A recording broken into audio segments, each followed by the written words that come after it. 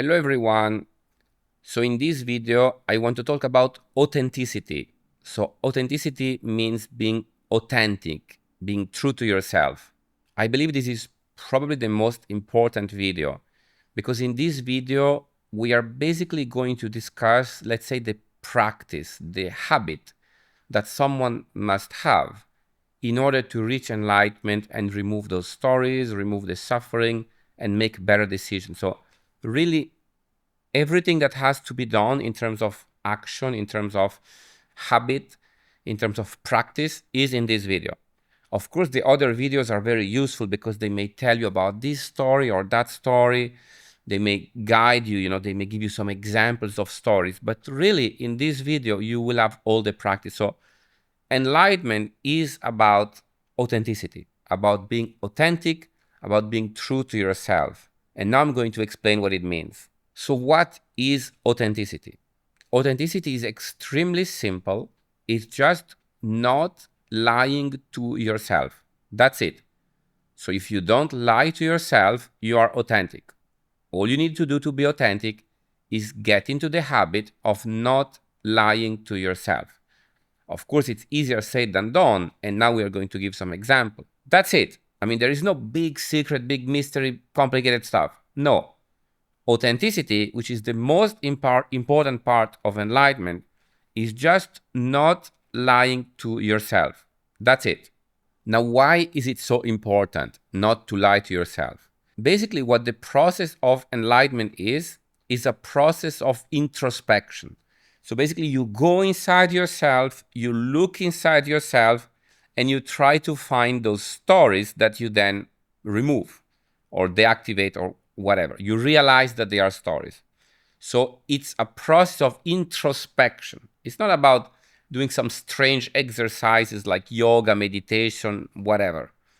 It's about introspection, very similar to psychology, but I will say in a slightly more effective way, actually in a much more effective way.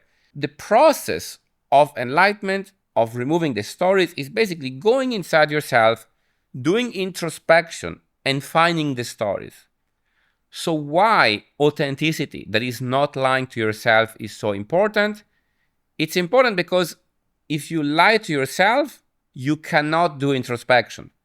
So not lying to yourself is a prerequisite. It's essential to do introspection. You cannot do introspection if you lie to yourself. You have to be honest with yourself in order to do introspection. And introspection is important because it's the process that we need in order to remove the stories. So when you lie to yourself, you basically prevent yourself from looking inside yourself. You prevent yourself from doing introspection. Basically, if you believe or if you lie to yourself, if you tell yourself that you already are something, let's say you already are generous, you already are enlightened, whatever, then that's it. Like once there is the lie that says that you already are this thing, you cannot do introspection and look inside yourself and find out why you're not. You cannot find the stories that are giving you suffering, problems, leading to bad decisions, etc. Lying to yourself is the obstacle because when you lie to yourself and you believe that, let's say, the problem is not there or you already are this thing, blah, blah, blah. It's like a wall. It's like the lie is a wall because if you don't accept there is a problem, then you cannot solve it. So the first step to solve a problem is to accept there is a problem. It's like, for example, the drunk, someone that is an alcoholic. So an alcoholic that, let's say, is drinking every day, he already lost his wife, his family, his job, his house, he's living in the street, but he's still telling himself, I can stop anytime I want. I can stop tomorrow. Well, of course, he's lying to himself. And because he's lying to himself, he's actually not going to do anything about it. It's when he will realize, oh my God, I have a problem. I'm an alcoholic. This is terrible. Now he can do something about it. So lying to yourself is basically the biggest obstacle. Because by lying to yourself, it's like a wall. You cannot proceed, you cannot continue, you cannot fix the, in quotes, problem. you have to be honest with yourself and say, no, I'm not already this. I'm not, let's say, in quotes, enlightened. I'm not superior. I'm not evolved. I'm not maybe generous, whatever you want. I'm not great. I'm not whatever you want. I mean, those are just examples. Yeah, we are just discussing a generic principle. So the details will be in the next videos. But what I'm trying to explain here is that if you tell yourself, if you lie to yourself that you already are something or whatever, or that you don't have a specific problem, this, no, like like the alcoholic that say, I can stop anytime I want. Well, then you cannot do anything. So if you lie to yourself and you kind of pretend you are already there, then you cannot actually go there. This is kind of the key. If you pretend you're already there, then you cannot go there. So if you pretend you're not a drunk, then you cannot fix your alcohol problem. If you pretend you're already generous, let's say, then you cannot fix your problem of selfishness. If you pretend you're already there, you're already this person, or you don't have this problem, then you cannot do anything about it. You cannot proceed. So that's why it's so important to not lie to yourself, to be authentic. So now I will give some tricks, some tips to notice, like some symptoms, like how do you know that you're lying to yourself? How do you know that you're not being authentic? Because it's not always so obvious. I mean, maybe we lie to ourselves, but we actually don't realize we are lying to ourselves. So it can be tricky. It can be difficult to stop lying to ourselves. So I'm going to give you a series of tricks, of little tips, little clues, little things that you can notice and that they can help you think, oh, wait, maybe I'm lying to myself. Now, the first one is self-justification. So every time in your mind you do something and you kind of maybe feel you don't really want to do it, is not right, something like this, but then you come up with a story, a self-justification. So, yeah, but it's not that bad because blah, blah, blah. Yeah, but I think I have the right to do it because blah, blah, blah, blah. So it's like you have this feeling that something's wrong, but then you come up with a justification, with a reason, with something to make it okay, like a story that is going to kind of compensate for that feeling. So the feeling says no, but you justify it. You make a story, you build a story that kind of tries to make it okay. So yeah, I don't really want to do that, or I shouldn't really do that, or whatever. You have this kind of negative feeling. But then you come up with a story that say, yeah, but actually it's okay because, or no, but I have the right to do this because this, or I think it's fine to do this because blah, blah, blah, blah. But those are just stories you're telling yourself. Those are self-justification. So basically the thing is, you're trying to convince yourself of something that you do not truly believe. Because think about it, if you truly believed it, you would then need to convince yourself. Really, in this case, the self-justification is trying to convince yourself. That's it. So every time you notice that you're trying to convince yourself, you're lying to yourself. You're not being authentic. So this is the key. Like, for example, gravity. Of course, you believe in gravity. I mean, you're going to be careful when you walk. You're not going to jump from the window. So you believe in gravity. You don't try to convince yourself about the fact that gravity exists because you truly believe in gravity. But sometimes you believe in something, but you don't truly believe in it. You just believe a little bit. You don't deeply believe it. You don't truly believe it. You believe. And so now you need to build a story. You need to convince yourself. You need to justify it. So you see, so it's like if you truly believe, like gravity, you don't need to convince yourself.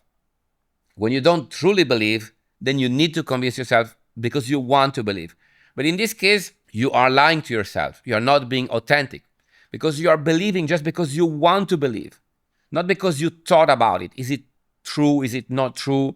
You didn't do introspection and try to find out if it's true or not, or understand more. You didn't focus on the thinking. You focus on the convincing. You didn't try to find if it's true or not. You just want to convince yourself because you want to believe in that thing. But if you want to believe in something, it means you don't believe.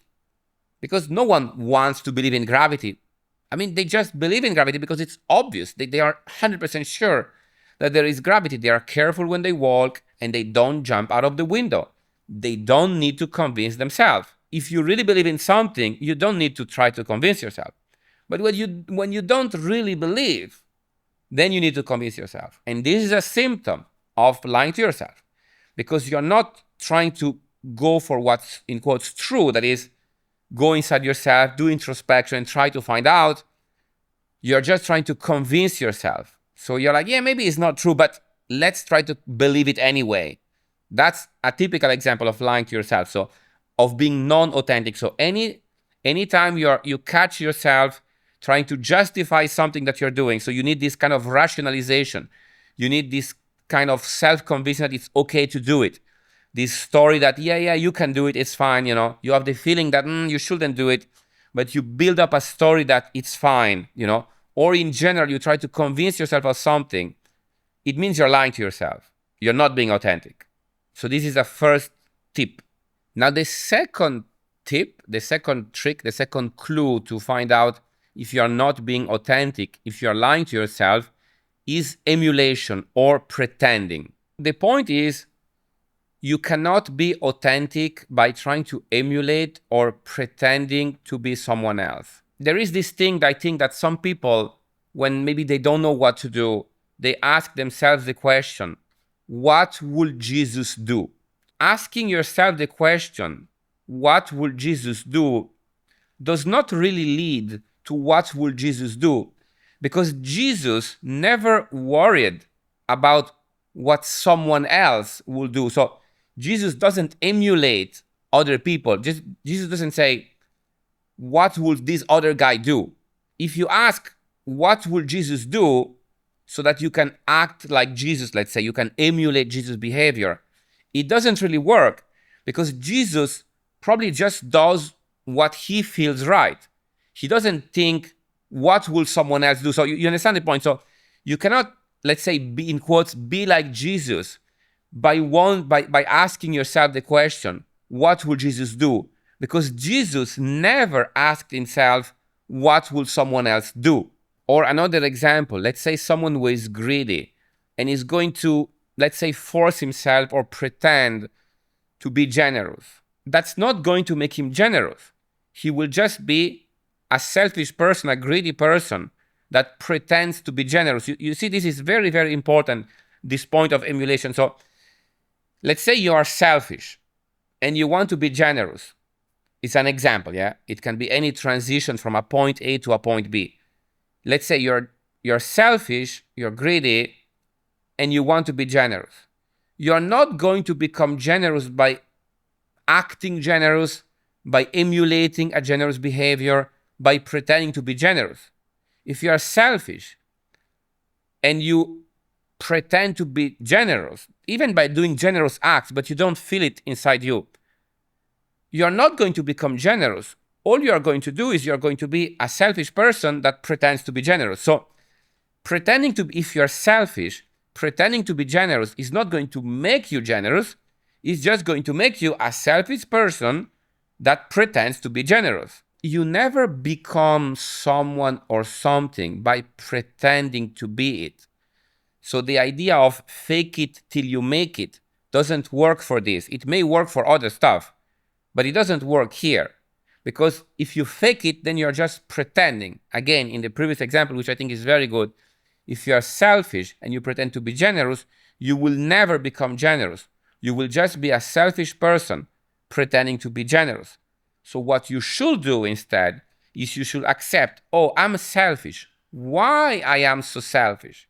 And then you start to look into yourself, you do introspection, and you try to find what is the root cause, why you are selfish. And once you understand, then maybe you can start a transformation and stop being so selfish. But it always goes through introspection, through honesty, through authenticity, through not lying to yourself.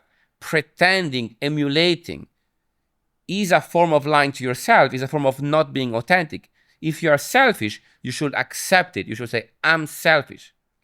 Now, if you want to be generous, let's say, why not? You know, you then can look inside yourself and say, why am I so selfish? You do introspection.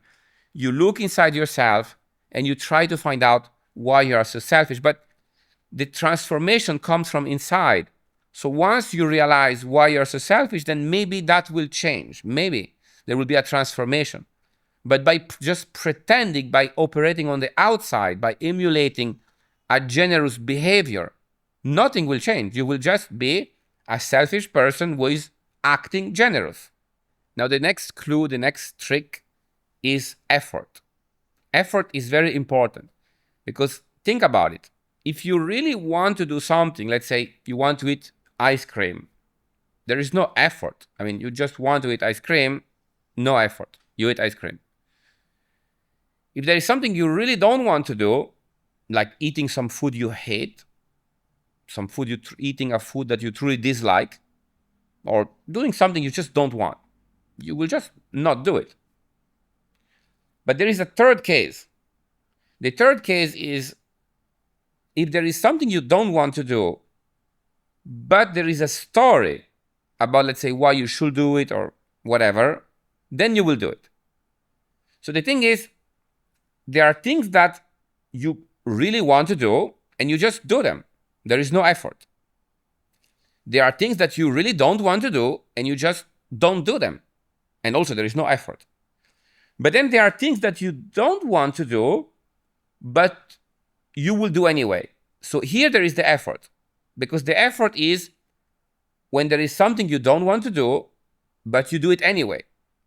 But then why would you do something that you don't want to do? Why would you put the effort to do something you don't want to do?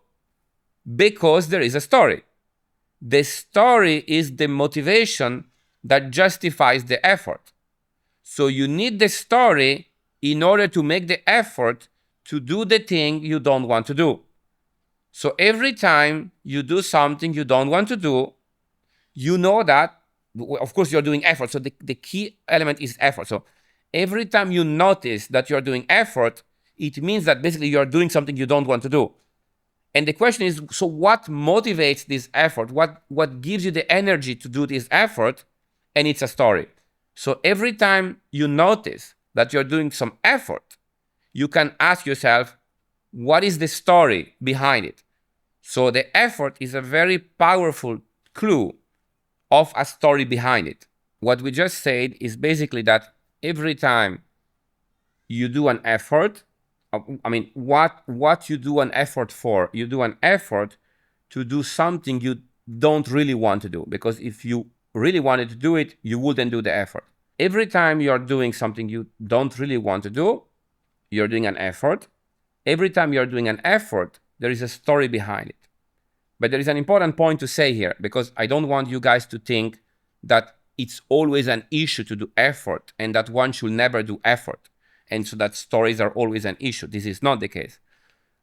I think there are two main kinds of stories that can justify effort, that can give the motivation for effort.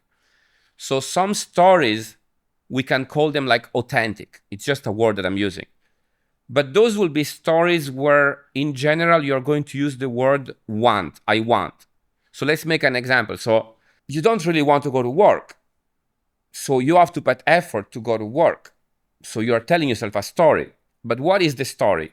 Well, the story could be, for example, I'm going to work because I don't want to run out of money and end up homeless. That's kind of reasonable. So I will say this story is authentic. And one of the symptoms that it's authentic, it's because it contains the word want. So it's very direct. Or it's just like a diet, it's like you don't really want to stop eating ice cream or cake or whatever. So you have to do effort to stop eating ice cream and cake. And so there is a story behind, but maybe the story is, I want to lose weight. I want to be more slim. I want to be in better health. So that's an authentic story. So it's not that the effort is always an issue. And even the stories, it depends which kind of story. So the authentic story is very direct, it's very clear. Usually it's because there is something you want more. So you value more. You're willing to go through the pain of working so that you're not homeless.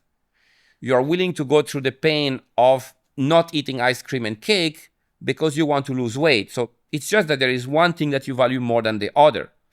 So, and then you have to put effort basically to achieve the thing you value more. So the story reminds you basically of what is the thing you value more. This we can call an authentic story. Now, the opposite of that, let's say a non-authentic story, usually contains the word should. So now it's not really clear. It's not that you do this because you want that. So you do the unpleasant thing. So you have to do the effort to do the unpleasant thing because you want something else. Now it's like, I do this because I think I have to do it, because I should do it. So now there is a story, but it's not really authentic story. You will see in the next videos. There are many examples, and this of course refers to like the desire video and the attachment video, which you should have seen, by the way, before seeing this video. It's the idea that we have already discussed that should is a sign of a story, and it's a story that is non-authentic because there is behind an idea, a belief that things should be in a certain way. So of course everyone will have their view of the world, their map of the world, their idea about how reality works and what reality is, and that's fine. You have to be careful about the should, because the should is the story. The should is the thing you have to be very, very careful of. So when you use the word want in the story, usually you have a very clear understanding. It's like, again, you're willing to do some sort of effort to, let's say, give up eating cake and ice cream in order to lose weight. So it's very clear to you what you're doing it for. When you use the word should, it's confused. It's like, let's say, for example, let's use this example. So, for example, let's say some man sees a very beautiful lady, and he would like basically to have sex with that lady. But let's say he's married.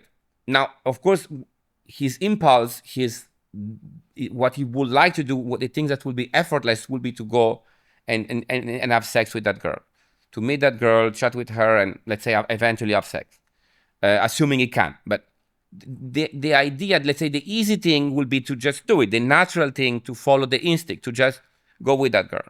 If he decides not to do it, there are basically two possibilities. Again, the two types of story. So he has to put effort not to do it because that's what he would like to do it spontaneously. So he has to put effort not to do it. So why will he put effort? Because there is a story. Now the story can be authentic or non-authentic.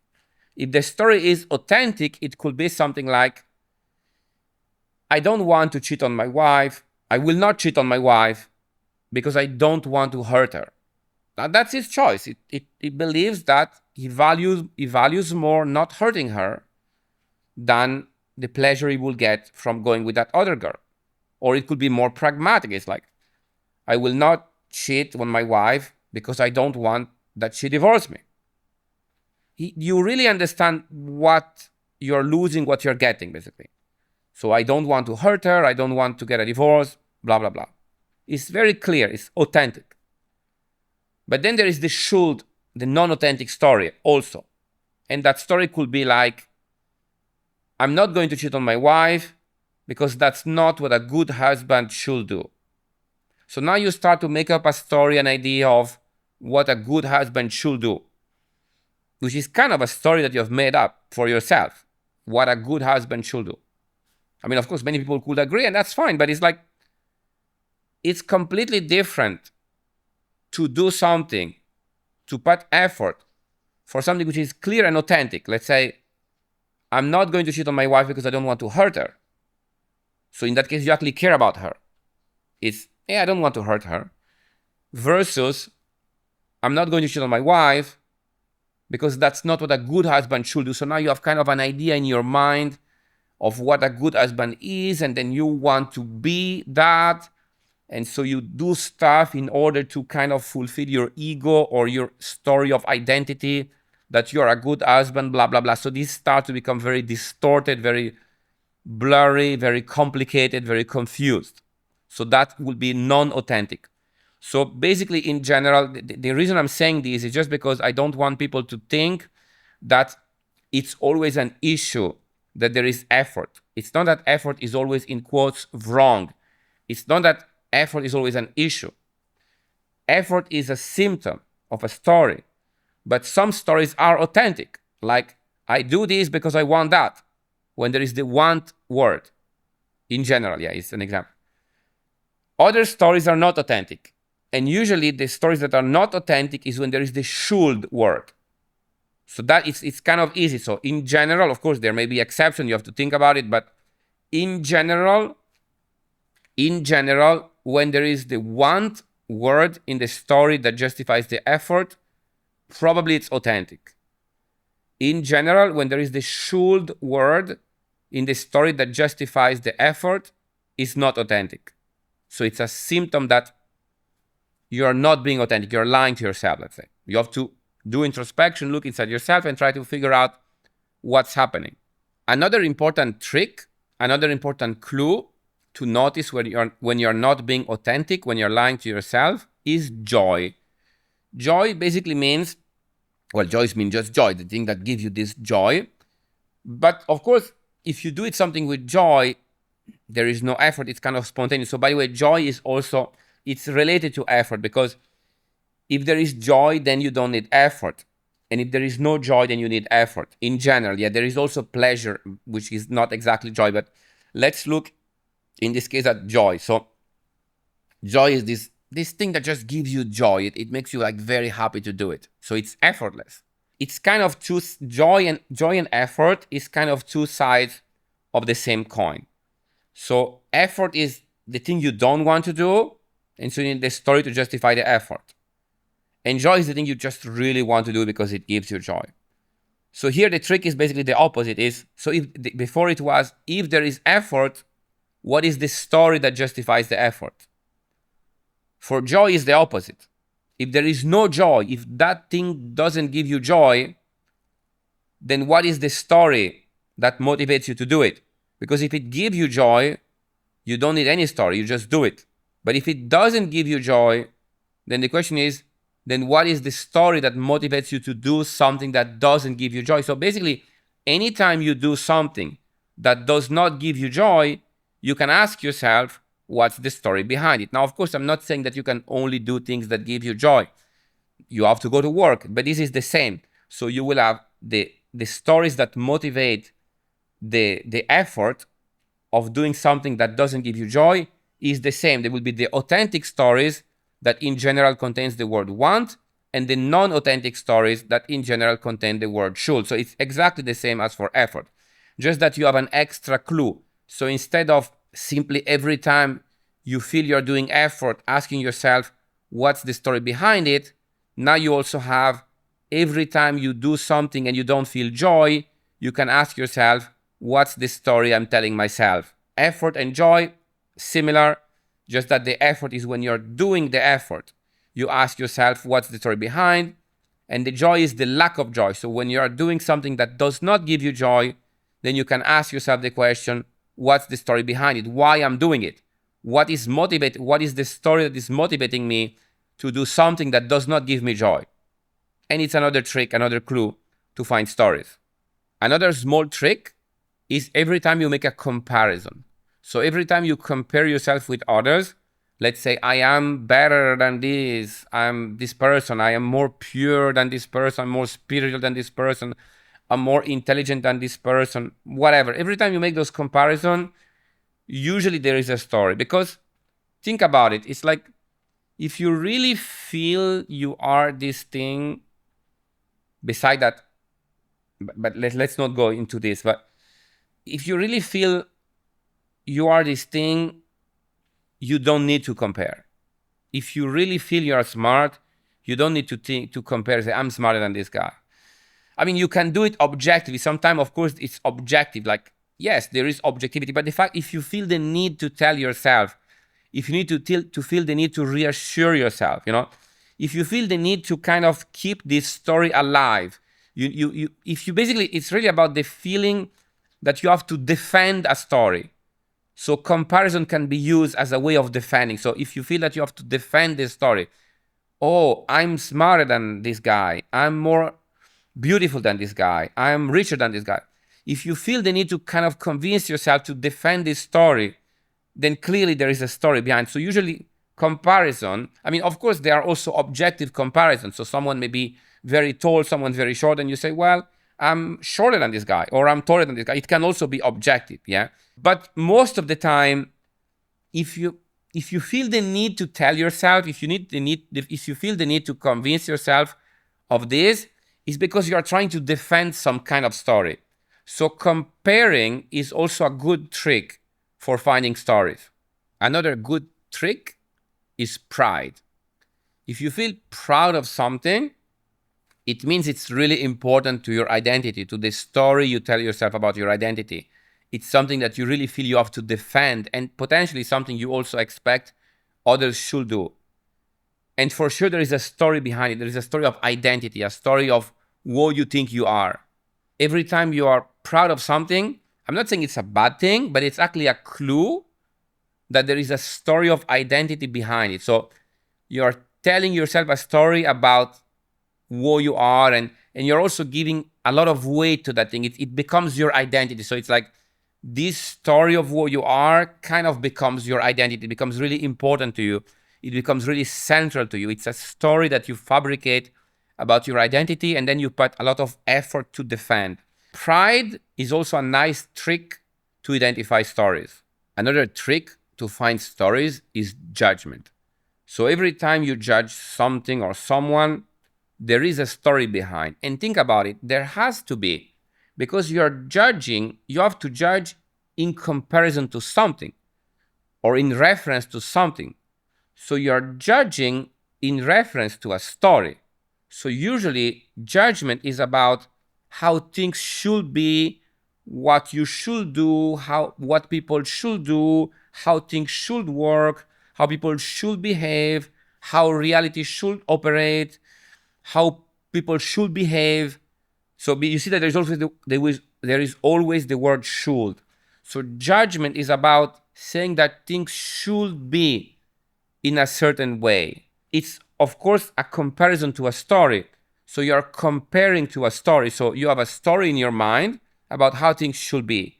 Then you see things as they are, and the judgment is the comparison between what you observe and the story. So every time you make a judgment, you're telling yourself a story.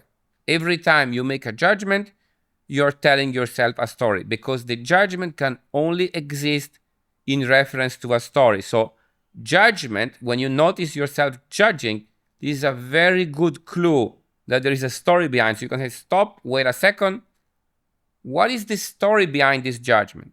You do introspection, you go inside yourself, and you can find what is the story, what is the belief that you have that leads to this judgment. Now, there is an important thing I want to say here about judgment. So there are many, in quotes, gurus that they say that you should not judge. I think this is the wrong approach, and I will explain you why. If you believe that you should not judge, what you're effectively going to do is you're going to force yourself not to judge. So it's a constant effort. And it's also a form of lying to yourself, of not being authentic. You're going to pretend that you're not judging, but really you're just going to put effort and pretend. You're not really going to not judge, because there is a difference between not judging and pretending not to judge. So when some guru tells you you should not judge, really the best you can do is put effort for not judging, which basically means pretending not to judge. But the real cause, you're not addressing the root cause, basically, because the real cause of the judgment is the story. But if you force yourself not to judge, if you pretend that you're not judging, then you will lose the opportunity to find out the story, to find out the root cause, to do the introspection. So if you feel like you're judging, the key, in my opinion, is not to force yourself not to judge, but is to ask yourself the question, why am I judging? What story am I referring to make this judgment? What is the story that leads to this judgment? You do introspection, you look at the story, you realize that it's a story, and then poof, the story is gone. And now you will not judge, but you don't need effort. You truly do not judge because there is no story that makes you judge. Whereas before, You were just kind of forcing yourself not to judge. It's completely different. You actually want to judge. You're actually judging because you still have the story. You're judging, but you try to cover it. You try to pretend that you're not judging. You try, I'm not judging, I'm not judging, I'm not judging. But you are judging. You're just judging and pretending that you're not judging. So you see, the thing is, if you have this story that produced the judgment and you decide not to judge, all you are doing is you're judging but pretending not to judge. You're just a person that judges but pretends not to judge. If you put effort, if you force yourself, if you pretend not to judge. However, if you catch yourself judging, this is a very good clue that there is a story. And you should not force yourself not to judge. You should say, let's be authentic. Yes, I'm judging. Let's understand why. Look inside yourself, do introspection, find out what the story is that creates this judgment. And once you understand the story and how it works and that it's a story, poof, usually it disappears. It loses all its power. And now you truly do not judge. You don't pretend not to judge. So be very careful about those gurus. Most of the time, they are just asking you to pretend to be certain things, to do certain things. But that doesn't work because nothing is actually happening. There is no real transformation happening. You're just pretending. So people that tell you don't judge, that's bad advice. It's more, the right advice will be every time you catch yourself judging, try to understand what is the story behind the judgment and do introspection. Look inside yourself, try to understand where the story comes from. Maybe over some time, once you really understand the dynamics of the story, poof, the story will lose all its power. That's what leads to real non-judgment and real transformation, not pretending or doing the effort of non-judging. Another trick for stories is the feeling that you have to defend a story. So imagine, for example, that, you're relatively smart, you're relatively rich, you're relatively beautiful. Those are examples, yeah? And someone tell you, you're not smart, you're not beautiful, you're not rich. In general, if you are truly smart or truly rich or truly beautiful, you don't care. Say, sure, that's your opinion, whatever. But the more you feel the need to defend it, that you really have to defend this story of identity, you have to put energy to defend. No, of course I'm smart because blah, blah, blah, blah. Of course I'm rich, look how rich I am. And you start throwing some money. Of course I'm beautiful, look, I'm so beautiful, I'm on this magazine, that magazine. The more you feel you have to put energy into defending a story of identity, a story of who you are, well, the more is a story. The more this story is central to your identity, the more there is some story somewhere that you're telling yourself and that you feel the need that you have to defend. So this is an interesting trick, is an interesting clue. It's of course related to effort, but it's a specific effort. It's like defending. You really have to defend this image of yourself, this story of identity. So this story is so central to you that you have to put a lot of energy to defend this story towards other people, even potentially towards yourself.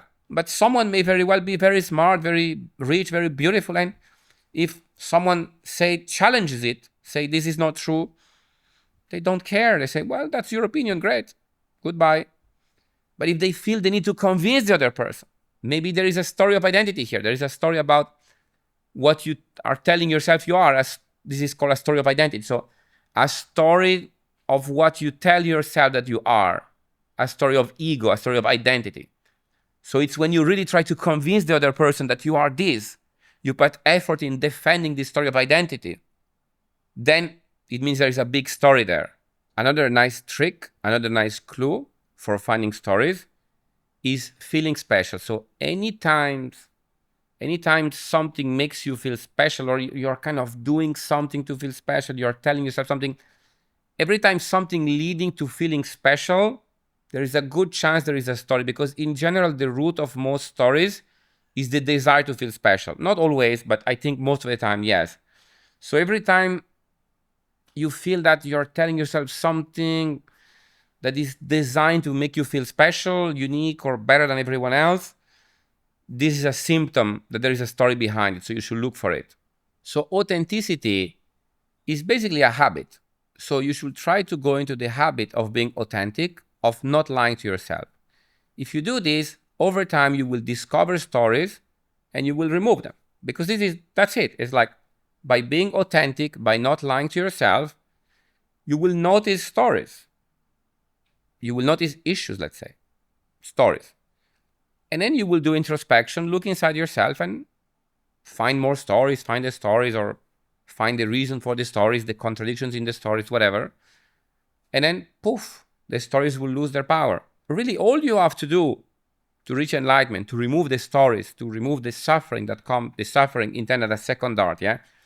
All you have to do is to be authentic. That's really it. It's not difficult at all. I mean, of course, it requires practice and patience and some discipline and some effort. And I'm going to specify, because before we say effort leads to a story, but there is an exception. And the exception is basically, in some way, the only thing you should actually be putting effort in. Of course, there are things that you have to, because let's say you have to work because you need money to pay for your rent. Yeah, so the authentic stories. But when it comes to this, when it comes to enlightenment, really the only thing you should be putting effort in is the effort to be authentic. The only effort you should be doing for this specific path, yeah, I'm not saying in general in life. There is, of course, you have to work to make money. But for this, for enlightenment, for this thing we are talking about here, effort most of the time is a negative, because effort is the effort of pretending, for example, the effort of emulating, which is bad. It's bad for what we're trying to achieve, because it will block the ability to do introspection. So the only case where effort is going to be effective for this path is the effort to be authentic, is the effort to not lie to yourself, is the effort to do introspection. But it's never the effort of forcing yourself to do something. It's never the effort to pretend to be something. No, it's never the effort of pretending or forcing yourself. It's the effort of being authentic, the effort of not lying to yourself, the effort of doing introspection. So you have to cultivate the habit of being authentic. You have to cultivate the habit of not lying to yourself, because by doing so, the stories will arise to your conscious mind. So you will notice the story. I gave you a lot of clues, a lot of tricks to notice stories. But you have to be authentic. You have to not lie to yourself. By not lying to yourself, you will notice the stories. Once you notice the stories, you do introspection. You can find more stories, the reason for the stories, contradictions with the story, whatever. You will find stuff. And eventually, by digging, the story, poof, may lose its power. Another thing I want to say that is important and is related to authenticity. A lot of gurus say that you should kind of isolate yourself, maybe go to some retreat or to some temple, or not speak with other people, meditate all day long. But in general, there is this idea of isolation. Isolation as something good, spiritual isolation. The thing is, there is actually nothing good in this. There is nothing good in isolation. I will give you a joke. It's a joke about meditation and Buddhism, but it's funny. But then I will explain also more. So the joke is this. There is a guy that, let's say, lives in Europe somewhere, and he decides he wants to become enlightened and he wants to reach enlightenment, whatever. So he goes, maybe, I don't know, in India or in Tibet or whatever, and he goes into a temple and he's always alone in his temple. He never speaks with anyone. He's always isolated. He only eats white rice. He's always meditating all day long, and finally he kind of feels some kind of peace. He's like, wow, I made it. I found the peace through all this meditation, isolation, finally. And then he's like, he wants to tell all his friends. So he said, well, I will go back to Europe and tell them about this. This is magic. It's like, they should know about it. They should also reach this inner peace. So he take the plane, he go back to Europe. Then he has to take the train to go to his house, let's say. And in the train, someone pushes him. And the person pushes him and he gets really angry. What are you doing? And then he realizes that nothing had actually happened. I mean, he was feeling peaceful, because of course you feel peaceful if you are completely isolated. No one is talking to you. No one is bothering you. You're alone in your temple and you have nothing to do, no work, no worries, nothing to do. Just meditate and eat rice. Of course you're going to feel peaceful. You have not really achieved anything You have just put yourself in a place where you are obviously going to feel peaceful because there is no distraction, no interference, nobody to interact with you. Instead, what I'm discussing in this video is that it's actually good to interact with other people. You should not look for isolation. You should actually immerse yourself to some extent as much as you can in society, other people, etc. You should interact as much as you can. Why? Because other people, they act like a mirror. They can like help you. They act as like triggers. They can help you to feel something, to feel anger, for example. And if you feel anger, then you can ask yourself, why I'm feeling anger? What's the story behind it?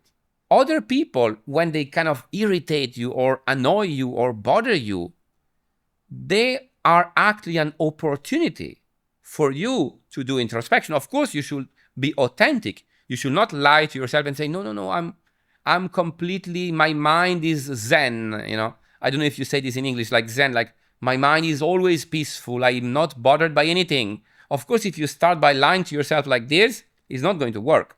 But if someone is bothering you and you say, this guy is bothering me, why is he bothering me? And maybe there is a very good reason. Maybe he's too close to you, he's too loud.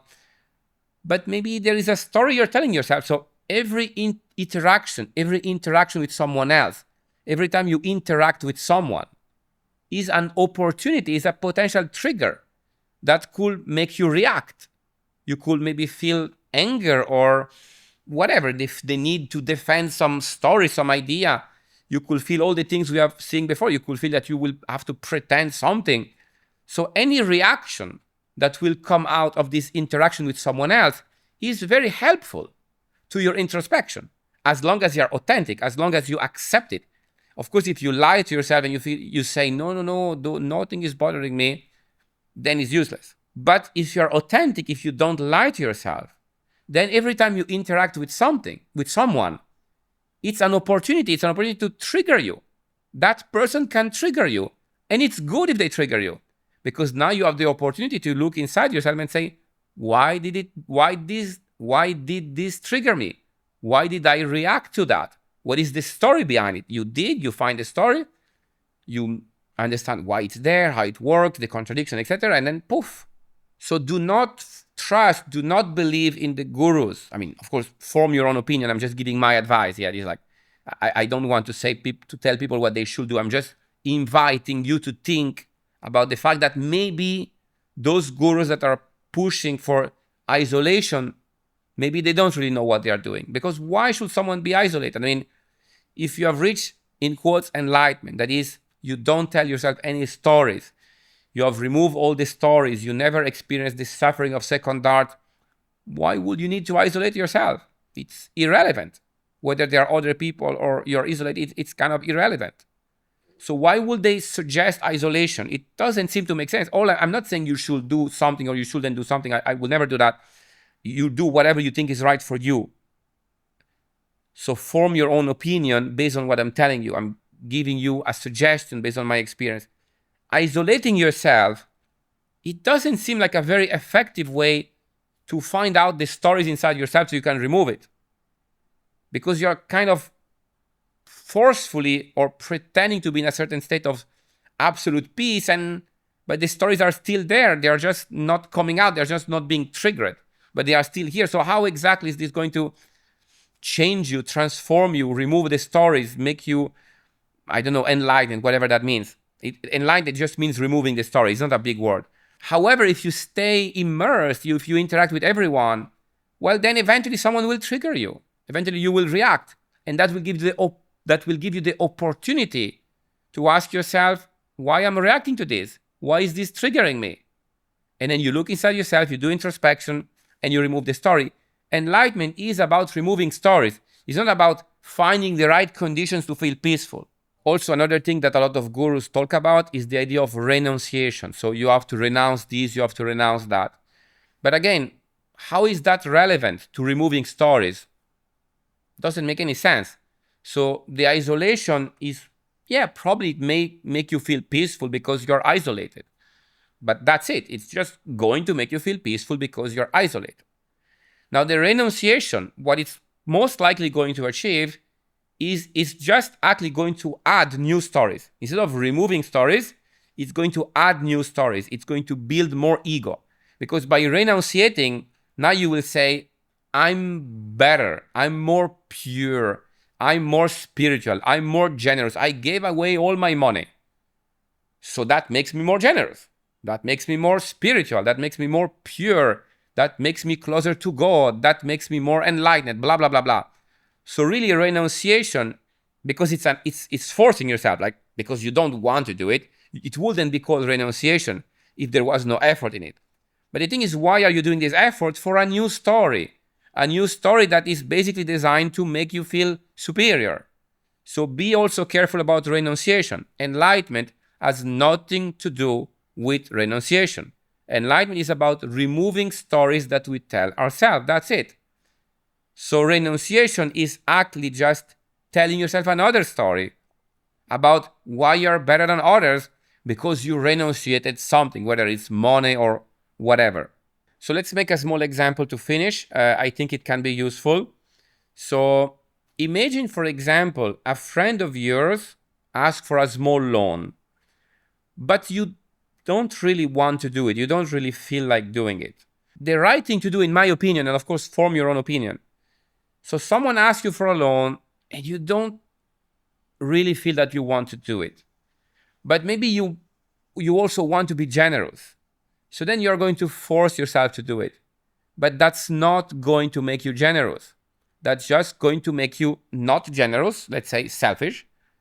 A selfish person that forces himself to be generous. And by the way, maybe you have very good reason not to give him the money. It's just an example. Maybe there is no reason to give him the money. I mean, why should you give him the money? But the point is, if let's say someone asks you for a loan and you feel that you don't want to do it, in my opinion, the best thing to do is not to force yourself to give it, which is completely non-authentic, is to ask yourself why I don't want to do it and find out the story behind it. And then, of course, the story can be like authentic story or non-authentic. And then based on that, you can decide what to do. Pretending, forcing yourself, I don't think it's a good idea, except, of course, when you force yourself. I mean, you have to put effort to be authentic. You have to put effort not to lie to yourself, because we are used to lie to ourselves. So it requires effort initially to get used not to lie to ourselves. But this really is the only effort we should be doing, in my opinion. The effort of not lying to ourselves, the effort of being authentic, and the effort of doing introspection. So if someone asks you for a small loan and you don't want to do it, don't do it. Don't force yourself to do it. That will not make you generous. That will just make you a selfish person pretending to be generous. Ask yourself why you don't want to do it. Do introspection. Find out the story behind the fact that you don't want to do it. So to finish this video, I just want to say, authenticity is really all you need to reach enlightenment, to remove those stories, to remove the suffering of the second art. You don't need meditation, you don't need renunciation, you don't need some guru, some master. You just need to be honest with yourself, not to lie to yourself. Practice this authenticity, practice this not lying to yourself, and practice introspection. You don't lie to yourself, you try to identify those stories, and then you look inside yourself, like, where is the story coming from? Does the story has contradiction, like more details about the story? You try to really look into the story. You find it, so you don't lie to yourself, so you can notice the story. I gave you some tricks, I give you some clues to find the story. Get into the habit of paying attention to those clues, notice the stories, look into the stories, do introspection, and once, eventually, by looking into the story, by looking at the story from many angles to see if it contradicts and where it comes from, etc., you will notice that the story starts to lose its power because you now realize that it's a story. And once you realize the story is just a story, it completely loses its power. That's all you need. You don't need gurus, master, expensive courses. You just need to be authentic to yourself and make it a habit.